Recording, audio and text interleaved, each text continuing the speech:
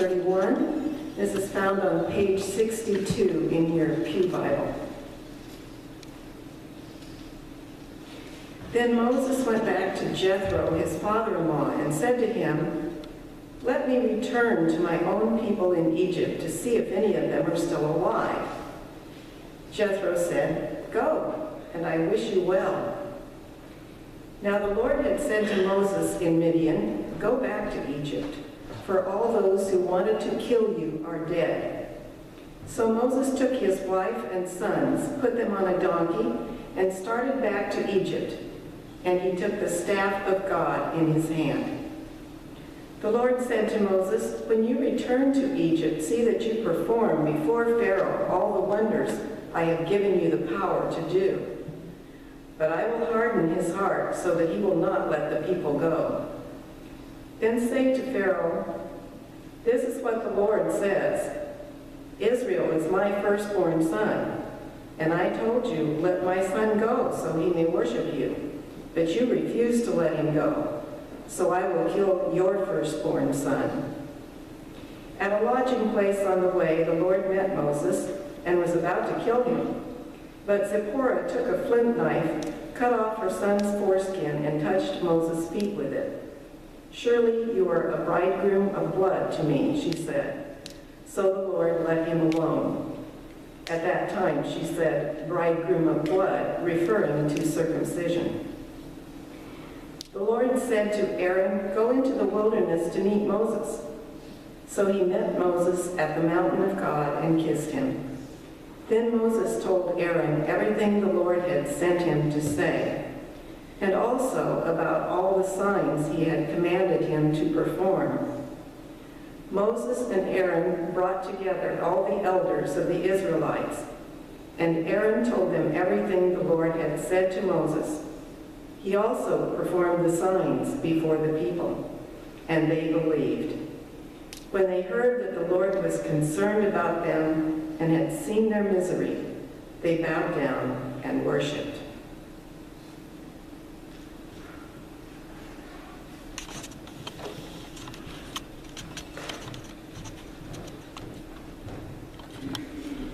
Good morning. Does this microphone work? I snagged it on the doorknob and I ripped the whole thing off earlier, so sounds like it works, right? Well, good morning. Obedience is really where the rubber meets the road in the Christian life. And it's that place where we show what we really believe, what we really, really believe by our actions as they're demonstrated in our lives. And I wasn't always a Christian, and I kind of had this time where I was walking with God and then drifted away for a while. And then later I had this really powerful encounter with God that really transformed my heart and transformed my life. But before that, my life was in shambles. I had a girlfriend, I'd gone through a divorce. I had found a girlfriend, someone that I was living with, I was not married to. And she ended up relapsing and getting back on drugs after 3 years clean and sober. And my life was a mess. I mean, it was miserable. It was terrible. And I came to the conclusion after my experience with God that something in my life desperately needed to change. That when I went home after that experience, that the place that I had been living, the person that I had been with, all those things had to be changed in order to walk in obedience to the Lord. And started to recognize the spiritual struggle that I was in. And so I knew that God had bigger plans for me than the big mess that I had made out of my life. And I knew that I was wasting a lot of my time and my energy in walking in disobedience. But I had been doing it so long, it seemed like I'd forgotten how to walk in obedience once again. So for me at that time, obedience looked a lot like calling up my parents, something no 20-something person wants to do, and say, "Hey, I need to fix my life. I need to move back in with you until I can do something different." It's a hard call to make. I had to tell my girlfriend that I was leaving her for God, something she did not take very well, and that I would pack my stuff, and that I needed to change everything about my life. And so I grabbed some stuff, I threw it in a bag, And I went home to my parents' house, and I spent that first night on my parents' couch. And I didn't have much of a plan about what God would do with my life. But I had the feeling for the first time in a long time that if I kept walking in obedience, that God would give me the answers to the questions that I had. Have you ever had an experience like that where walking with God took you out of the circumstances that you were in, brought you to a new place, a place where things were uncertain, a place where things maybe were completely different and were going to be different for a duration of time? You know, I bet that's how Moses felt that night when he had finally packed up his stuff and gone out on the road to travel back to Egypt, where he spent that first night in the tent. You know, he spent this first night in the tent because God had these other plans for his life. And he was going to be walking with God in a way that was unfamiliar. So we've been going through the sermon series on the questions that Moses had to God as he was at the burning bush when God first came to him and gave him this radical call in his life. And so I talked a little bit last week about how Moses had rejected this plan, or wanted to reject this plan that God had for his life. God had a plan that was bigger than Moses. And how God was not willing to take no for an answer when Moses tried to tell him no. And just because Moses couldn't see the importance of the plan that God had and wanted to go back to a simple life as a shepherd, God said, no, I'm not going to let you do that. And so this is the first part in this sermon series, or the end of the sermon series really, where Moses starts to take actual action to walk in obedience. I didn't want to just leave with the last question. I wanted to end this sermon series with Moses' first little baby steps of obedience. His steps toward the big plan that God had called him on, where he would go and he would begin to carry out the mission that God had to bring God's people out of slavery. And to get to that part involves dealing with one of maybe the most difficult texts in the Bible. I mean, there was some crazy stuff going on if you were listening. You know, stuff that your Sunday school teacher, unless they were half crazy, would probably avoid. Stuff that they're not going to make a VBS program out of anytime soon. You know? Stuff that your pastor's probably not smart enough to just dodge like everybody else would. Text that's not found in your children's Bibles. And our text today is a hard text. It has lots of theological riddles in it, like the interchange between God and Pharaoh taking this dark turn where God's going to kill Pharaoh's firstborn son. You know, God thinking about killing Moses. I mean, makes sense of that. Zipporah protecting Moses by rapidly circumcising their firstborn son and touching the foreskin to Moses' feet. What do you do with that, right? And lastly, God kissing Aaron. I mean, that's something you don't see. God kissing someone in the Bible. I mean, what do you make of that? And I can only imagine a VBS program that's actually based on any of this stuff. You know, the title like, Pharaoh, you're going to pay. Would you send your kids to that? You know? Would you send your kids to a VBS called Bridegroom of Blood? It's not exactly the vibe they're usually shooting for in youth ministry, is it? And so I won't be able to do justice to all of these different theological riddles that come along. But some of them, and some of them really are a bit out of the scope of what I'm hoping for with the sermon series and what I feel like God has for me to share this morning. But here it goes. I mean, we have to deal with this stuff that's in the text. It would be a lack of integrity for me just to dance around the stuff that I don't like to preach about. So here we go. So anyway, let's go back to that spot where Moses comes to God, or God comes to Moses, and it's pretty much revealed that Moses is telling God no, that he doesn't want to go along with what God is asking. And God leaves Moses no way out of it by saying, I'm going to raise up your brother Aaron and drag him into this plan, and you're not going to get out of it. And so there's this idea that Aaron will be the mouthpiece of God eventually. Because God's going to speak to Moses, and Moses is going to speak to Aaron, and Aaron's going to go and speak to the people or Pharaoh or whoever. And Moses has asked God to send someone else instead, but God has responded by saying he'll send someone else along. That's where we really start our story here. And this really gives Moses the choice, a simple choice of whether to obey or to disobey. And reluctantly, Moses takes his first couple baby steps of obedience. And I bet Moses thought when he went to Jethro, his uncle or father-in-law, and he said, hey, I need to quit being your shepherd for a while, I need to go back to Egypt, that Moses was probably secretly hoping that Jethro would say, no, you can't do that. Who's going to watch my sheep? You can't go anywhere. You need to stay. And then Moses was going to go, well, God, I tried, you know. But surprisingly, that's not what happens. And Jethro just gives him permission to leave. He simply says, go, and I wish you well. So that wasn't going to work out for Moses. And so this was an important step, but this wasn't where the rubber met the road. Moses has lost nothing so far in his walk of obedience. But then, after he finds no resistance, Moses starts to get his things together. He starts to pack his bags. He starts to tell his family that we're going to go on a trip back to Egypt. And then Moses literally takes some steps of obedience. He starts walking on the road. And the text doesn't tell us about Moses' attitude as he was taking these steps.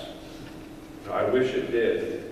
But often when it comes to obedience, we think we have this idealized version where we think we're going to get our heart right, and then we're going to walk in obedience.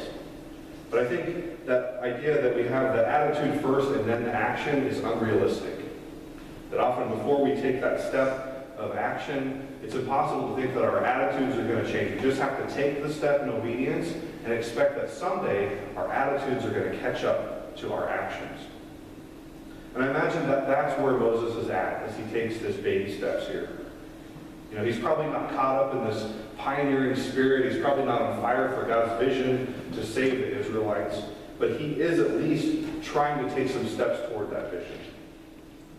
You know, he sets out literally walking a road of obedience for God, a road that leads back to Egypt. And so it's only after this step that we get to see some more of the dimensions of what obedience actually looked like in Moses' life. And there's no substitute for obedience. You have to start doing it before you're going to see what it looks like, before you're going to notice these other things about being on mission with God that Moses gets to see and gets to see in this passage. So I want to look at these 5 different things that obedience took shape of in Moses' walk here, in this little story that we heard. As he sets out on his journey. And we may not have the same experience Moses has with God giving us this vision for a burning bush or calling us to this radical mission to free a people oppressed by slavery. But often when we answer the call of God, when we start to walk in obedience, we do a lot of the same exact things that Moses does in this passage. And so obedience, first off, looked like Moses telling some other people in his life that things were going to be different. Moses told Jethro that he needed to make a change in his life. He didn't explain it. He didn't explain, hey, I met God in this big burning bush, and he has this powerful mission for my life. He didn't explain all those things to Jethro, but he did tell another person that things were going to be different, that he needed to do some different things in his life. He needed to go. And when we have a unique calling from God in our life, I think one of the best steps that we can do is to tell another person about it. To tell others to expect something different from us from now on. Even better would be to find somebody who really knows us and really cares about us and explain all this stuff about the call that we have. And sometimes there isn't time for that. Sometimes you just have to go with God. But before you go running off to Egypt, sometimes you need to tell somebody. You need to tell a friend or a family member or your boss that something's going to be different. That we need to make a change in our lives. And I'm sure a lot of people have good intentions about walking in obedience and never get around to that step. They never actually say anything to anyone. And their commitment to that obedience starts to fizzle and fade. You know, if you don't believe in something long enough to have a conversation with somebody else about it, chances are you're just going to change your mind later and nothing's ever going to happen. So next we see that Moses didn't end his conversation with God. Moses continued to listen to God. He continued to have things revealed to him as he trusted God to follow along the way. God reaffirmed what he had said before, and he also added some new information that Moses, if he hadn't been paying attention to God, would not have received. He talked about the instruction of what it's going to be like when you do go up against Pharaoh, and what you're going to say a little more specifically. And God gives Moses this dark promise, this warning to Pharaoh, that God has taken his actions personally and that there are going to be some serious repercussions. And since Moses finally started to listen, God is giving him some more things to hear. That's how obedience works. Obedience is more than just a one-time act. It's a continuing posture. It's something that you have to walk in, something that you have to do to stay connected with God as you walk in obedience. You have to keep being receptive to God's will. It's not just like one hurdle to jump over and you're done. It's a series of things that God calls us to do. And so here's where we start to bump into some of the riddles of this passage, the puzzle of what God's up to here with Pharaoh. And what is God's plan with this whole Pharaoh thing? We get to see a little bit of this. It's almost like a battle between God and Pharaoh. That's what's setting the stage for. A battle that God is waging. And people who might be tempted to think that Pharaoh is God, Pharaoh is tempted to think that Pharaoh is God, and God is going to show the world that Pharaoh isn't in charge, that God is in charge. And at this point in the text, Moses hasn't received the Ten Commandments, and he hasn't received that kind of eye for an eye picture of justice that really limits justice to something kind of like the punishment fits the crime. And I think sometimes we as Christians, we think that when Moses received the Ten Commandments, that's when humans received law. That's when the very first laws came into being. That's not really true. Humans have had laws as soon as they've organized into complex groups. Cities have had laws. There are laws older than the Ten Commandments. And often those laws that are older than the Ten Commandments are really harsh. Things like the Code of Hammurabi or the laws of ancient Egypt.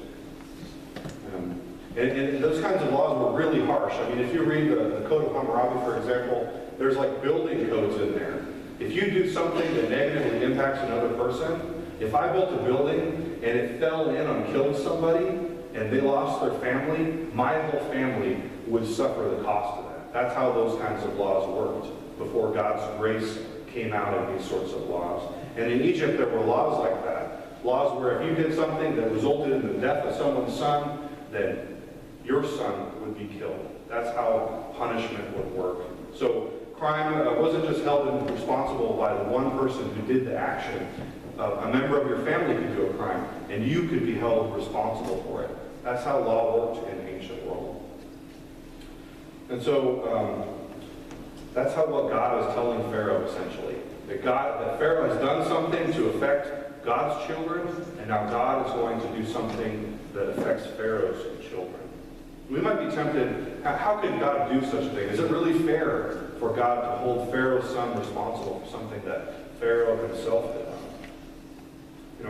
Is God just to blame Pharaoh's son for Pharaoh's actions? But I think in this particular time, in this particular case, in the context of an ancient lawgiver king, this is God speaking a language that would be easily understood by the person involved. God would deal with this lawgiver king by his own measure. God would, this person who thought that he held the power of life and death over the Hebrews, God was showing him that there's someone who holds the power of life and death over you. And so clearly Pharaoh is someone, though, who wasn't actually ever intending to obey God. I think in theology there's a big questions that are raised about God hardening Pharaoh's heart. And what does it mean about the question of divine sovereignty and human freedom and all kinds of things like that. And so I just want to point out, though, that before God hardens Pharaoh's heart, Pharaoh hardens his own heart 3 different times. And even before God gives this warning to Pharaoh, there's in verse 3:19 that we covered earlier, God already had said that he knew that the king of the Egyptians would not go unless a mighty hand compelled him. So Pharaoh had no intention of ever obeying God at this point. So this isn't the case where God is making someone disobey him against their will. That's really not what the text is saying. So for me, I think the real issue here isn't a lesson about God's will trumping human freedom. But the real issue is that Pharaoh's power and stubbornness cannot trump God's will. This man who believes that he is God will be shown otherwise. this whole part of the story is that Moses has kept his ears open to new information from God, and that he has gotten a little more details about what the future would look like as he walked in obedience. And next we have the reality that walking in faithfulness will also call us to take care of the baggage of our past. In this bizarre account of the circumcision of Moses' son, we find another riddle, the mystery of God wanting to kill Moses and the whole circumcision thing. And I think one of the things that's almost universally agreed by scholars, Jewish scholars, Christian scholars about this passage is that some stuff has been left out. That upon hearing about this mission from God, that Moses had actually been neglecting something in his own family. That he was walking in God in this new covenant, but he had neglected the covenant in his own life to the point where he hadn't even circumcised his own son. And so God gets mad because Moses has not been a very good spiritual leader in his household. And so God comes to this point where he's not going to put up with it anymore. And so sometimes God calls us to take care of the baggage of our past. And it's an interesting story. According to Jewish tradition, basically, they assume, as they read this story, that Moses and Zipporah, his wife, had already had a discussion at one point about whether or not they were going to circumcise their son, and they never did. And so here we come to this point where God is addressing the baggage of their past. They know that the jig is up. They know that they need to address something before they can move forward with God. And Moses' wife is well aware of this and responds to the situation, knowing exactly what to do. So it's a bizarre situation, but sometimes we have to address the baggage of our past. Sometimes obedience requires us, before we can keep following after God, to stop and deal with the skeletons in our own closet. To keep walking in obedience means that we need to do what they call in recovery, doing the next right thing. And obedience isn't a superficial thing. It's not something that we can just have at the surface level. It's something that we have to interact with down deep in ourselves, at the level of change. It deals with the stuff that we've been running from and avoiding. Sometimes it calls us to stop for a minute and kind of get right with God before we can keep following after His will. Next, we see that obedience often calls us to join in with others in what God is doing. We see this in Aaron's story, as God calls Aaron into the story, calls Aaron to walk alongside Moses and to speak with him, to do ministry with him, to walk with him. So obedience isn't something that we do with God alone. It's not something that we do by ourselves like it's us against the world. Obedience often calls us to walk alongside other people, to live with them, to interact with them, and deal with them. And some of the biggest things in our life, the most important things in our life, are not things that we can just do on our own. As the Church of God, we're supposed to be the family of God, not little armies of one out there. We're supposed to rely on each other and trust in each other. And when the chips are down, we don't just give up on one another. Even when one of us makes the golden calf and completely leads people astray, or even when we take a stick and hit a rock with contempt in our heart, as an act of disobedience to God. Aaron and Moses, they weathered these things together. They kept together, they walked together, and they held each other accountable along the way. And I think living in the church in our day means to be the church, to be the family of God. And even our biggest blunders can be worked out. If we follow God together, choose to stay together.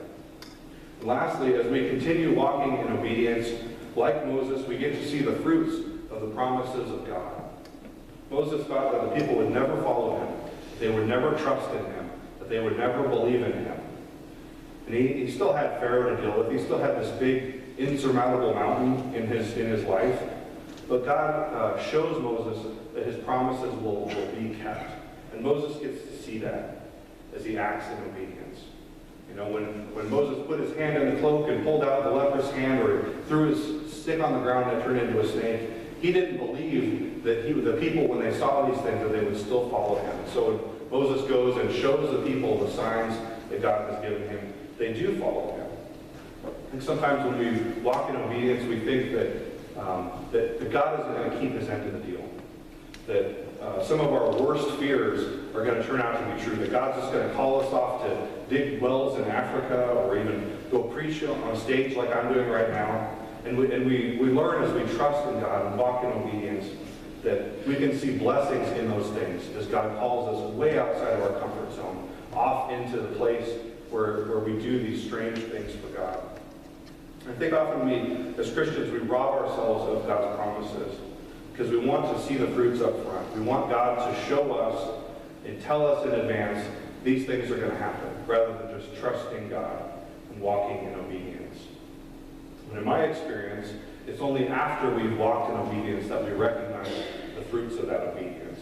It's only after we walk in obedience that we recognize the fruits for what they really are.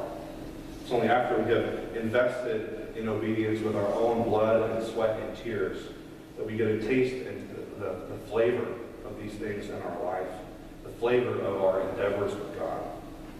And there's no shortcuts to success in the Christian life.